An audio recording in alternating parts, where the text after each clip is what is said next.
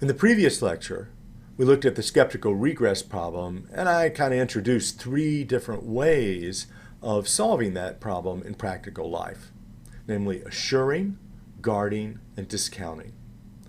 Those are three ways to solve the skeptical regress problem in practical life. And in the next three lectures, what we're going to do is look at each of these in much more detail and more carefully so as to understand how they work. Let's begin with assuring. Here's an example. I assure you that smoking is bad for your health. If I say, I assure you, then I'm trying to get you to accept that claim on my authority. Now, I might have some reason for saying that smoking is bad for your health. Namely, I've read the U.S. Surgeon General's report, which cites the scientific evidence to show that smoking is bad for your health. But notice I don't actually say it. When I say, well, it's obvious that smoking is bad for your health, or everybody knows that smoking is bad for your health, or I assure you, certainly, clearly, smoking is bad for your health, then what I'm doing is I am trying to get you to accept that premise without actually citing the Surgeon General or anybody. I haven't cited the evidence. I simply have indicated to you I do have evidence. I do have a reason to believe that smoking is bad for your health, but I haven't given you what the reason is. So what good is that? It's a lot of good. Because what it means is that if I don't give the reason, you can't question the reason. If I simply say everybody believes it, it's certainly true, then you can't ask whether those people who believe it have any reason to believe it, or whether I have any reason to be so certain about it. If I don't give the reason, I've cut off your attack on the reason that I would give. So assuring is kind of tricky. I say I assure you, and if you can trust me, that's fine. But if you can't trust me, then you should be asking, well, what kind of reason does he really have? Now, there are many ways to assure people. There are three kinds that we're going to look at: authoritative, reflexive, and abusive. Let's start with authoritative. Authoritative is just what it says. It cites an authority. So I might say, I assure you that smoking is bad for your health. The Surgeon General has shown that smoking is bad for your health. And I cite an authority, the Surgeon General. Okay, fine. But have you seen the studies? Have I cited the numbers? If I told you when the studies were done, how many subjects, under what circumstances, which statistical tests were used, how do you know it's causation instead of correlation, and so on and so on? No, I just say the Surgeon General has shown this, and you're supposed to take my word for it that those are good studies, unless, of course, you share my assumption that the Surgeon General is trustworthy. So that's the way an authoritative assurance works.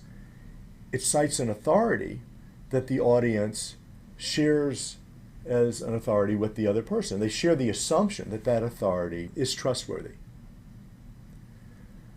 Now, sometimes it's the Surgeon General, and the Surgeon General is pretty reliable, but you also get this kind of thing from reporters. They say, an unimpeachable source close to the president has assured me that the president's plans are such and such.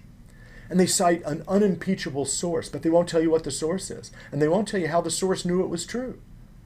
So they're citing an authority, but they're not telling you what the authority is or what reason the authority has for what the authority claims. Now, if you trust that authority, then that's fine. And if the authority is reliable, then you might be safe. But if you don't know who the authority is or where they got their information, there can be problems. Oh, and here's my favorite. I sometimes hear students say, but Professor Sinan Armstrong, my teacher in the other course, said that blah, blah, blah, blah, blah. Well, why do you trust your professors? I mean, why do you trust me? You shouldn't be trusting me or your other professors any more than you're trusting an unimpeachable source close to the president. So you have to trust somebody sometime, and you have to decide who you're going to trust. And then it's going to be okay to cite an authority in this kind of assurance, but you have to watch out for tricks when people start citing authorities that aren't really authorities, because even the best authorities sometimes do studies that aren't very careful and might even be wrong. A second kind of assurance is what I call reflexive. Reflexive because it's talking about yourself. I believe that. I know that. I am certain that. I feel sure that. And you're citing something about your own mental state. You feel sure. Great, you feel sure, but why do you feel sure?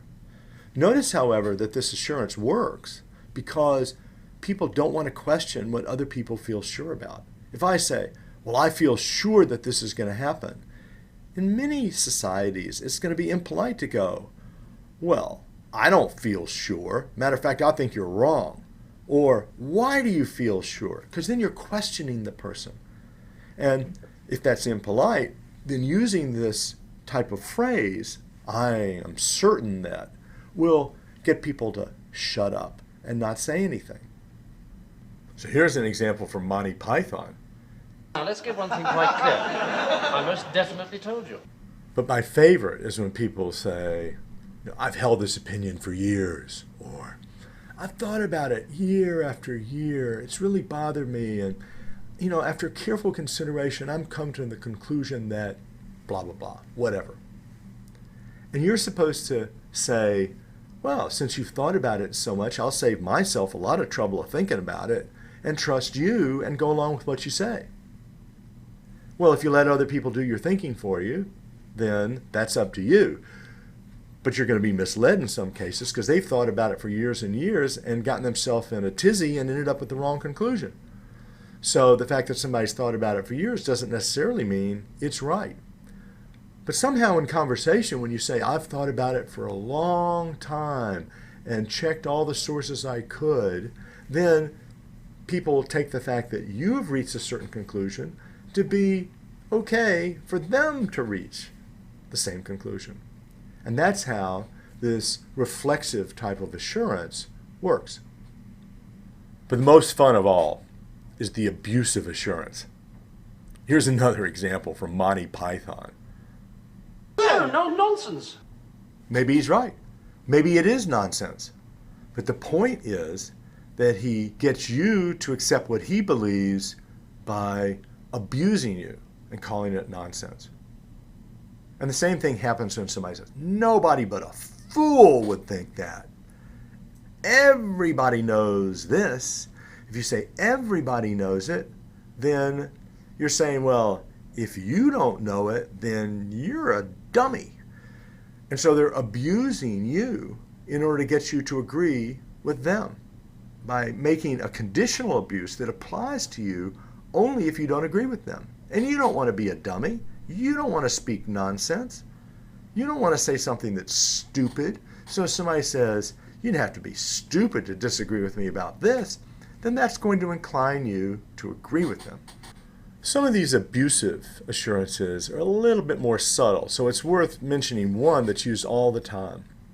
And this is what might be called appeal to common sense. Someone says, it's just common sense that such and such.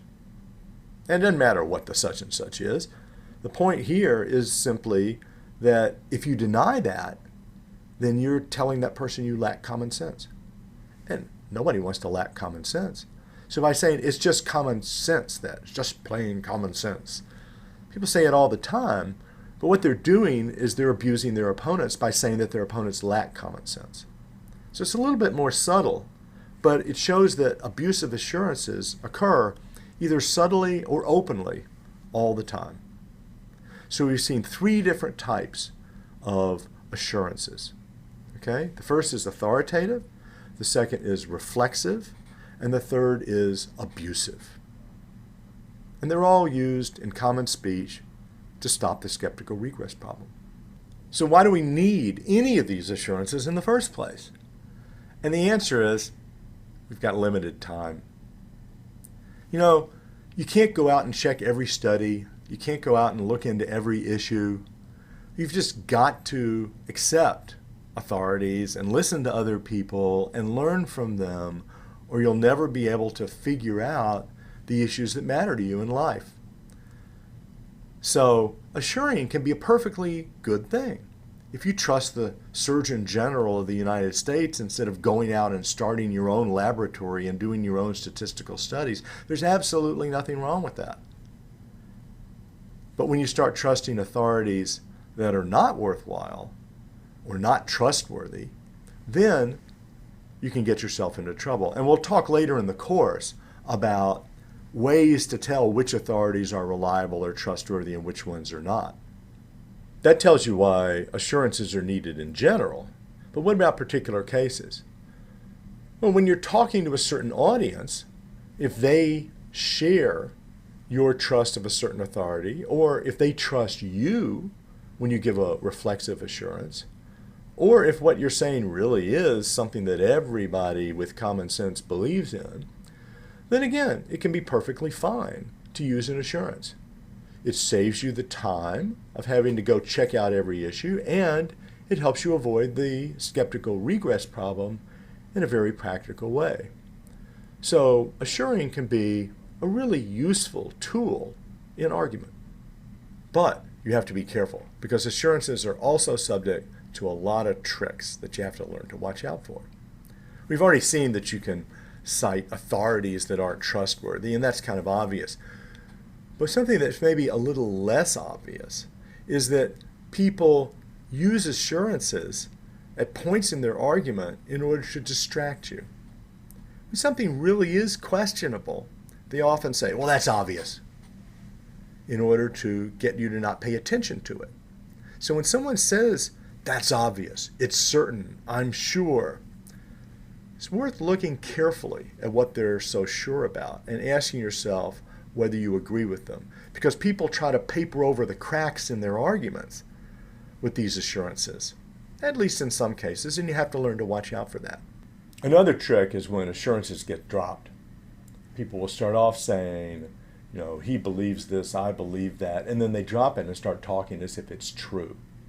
My favorite example of this was a case a few years ago when there was a person caught in Germany for cannibalism. And it started off with the reporters saying, well, the person accused of cannibalism, says that there are lots of other cannibals in Germany. And then it becomes, it is reported that there are lots of cannibals in Germany. And then it became, sources have said that, as if the sources are reliable. And pretty soon they were saying there are lots of cannibals in Germany. And it moved from, he believes it, to there are lots of them. And that's the trick of dropping the assurance in a way that can be illegitimate. So assurances can be useful, and they can also be misleading.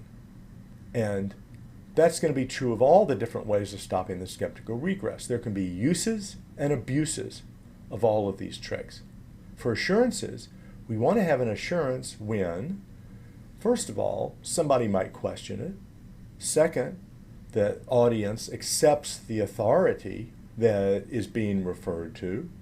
And third, it would be too much trouble to actually cite the study and all the numbers and the evidence in the particular people.